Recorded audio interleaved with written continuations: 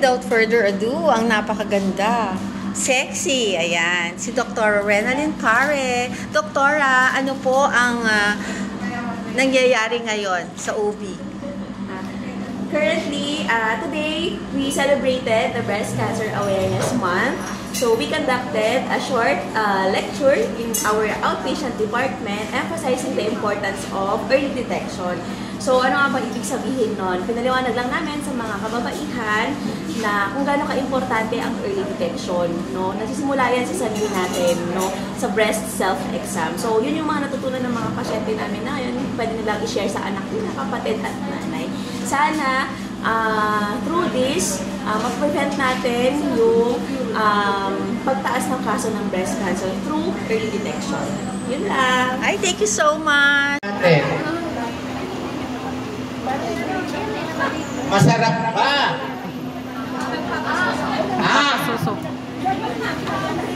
Pakiramdam na nandito sa TPH. Oo. Okay ba dito sa TPH? Okay. Ang team natin ngayon. For today po, kasi dito po sa DPH, in-observe po natin ang Breast Cancer Awareness Month. So, sa atin po, as hepo po ng ating hospital, tayo nakipag-coordinate po with our Department of OB-GYN po at mga nursing service office po para mag-conduct po ng lay forum po para po sa awareness po ng breast cancer sa ating mga employees at mga patients po. Ay, very well said. O, diba? Kung ano yung ganda niya, ganyan, ang galing niya. Bakit po hindi kayo sumusuko sa buhay? Siyempre po, habang may buhay, may pag-asa. Kaya po, ano po, go lang po sa life. Yes, ma'am. Papaalam lang namin na you're in the right track. Ang galing mo talaga. Ang dami namin project dito sa TPH. Congratulations and thank you, ma'am. Hi, Ma'am A. And po ang supervisor na napakabait at napakaganda. Tungkol po saan? Ito yung tungkol sa breast cancer awareness month ngayon, buwan ng October. So, lagi niyo pong ginagawa ito? Yes, yearly. Yearly. So, napakagandang programa ito, ma'am. So, ngayon ginawa lang namin is lay forum. Yung previous week kasi nag-i-screen kami, tapos at the same time alam nyo lang na-opera or kung meron kaming mag-anak nyo.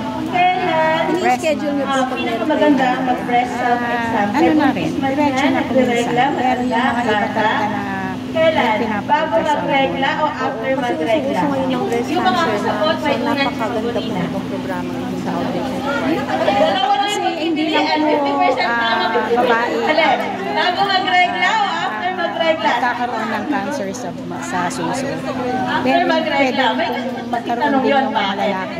At saka hindi porke bata hindi siya magkakaroon ng cancer. So, yun po. Pinaka-best time kumuha ng breast self-exam is after mag-regla. Bakit?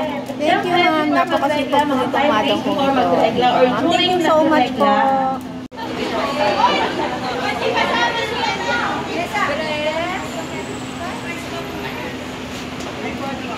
Buntis ka na. Ma'am, mas buntis pa sa'yo si si Madam Janina. Taga saan? Dictator na lactating. Okay. Pang ilang check-up mo na dito? First time mo. Okay naman. Bukod sa mainit, ano pa? Nakakagutom po. Nakakagutom. Bigyan ng cupcake to. Thank you very much. O, sino pa?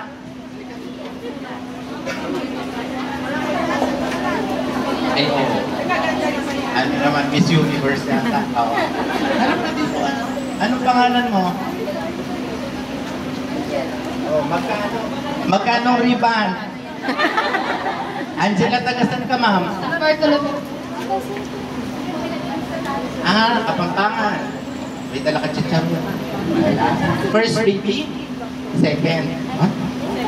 Sexy ni madam. Oh, ano sasabihin? Okay, welcome. Sino pa? Sino pa?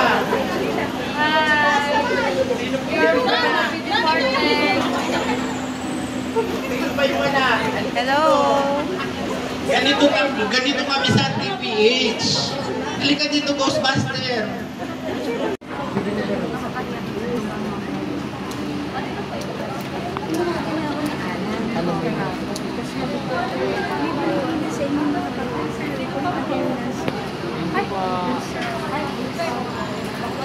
Good morning. Tungkol po saan ito? Sa cancer po. Tapos, Hi, Ma'am Edna. Siyempre, the beautiful Ma'am Lapsi. Raylan. Tungkol po saan ito? Magbibigay po siya ng survey form. Hello. Ibig sabihin po yung survey form na yan para po mas lalo po namin mag-improve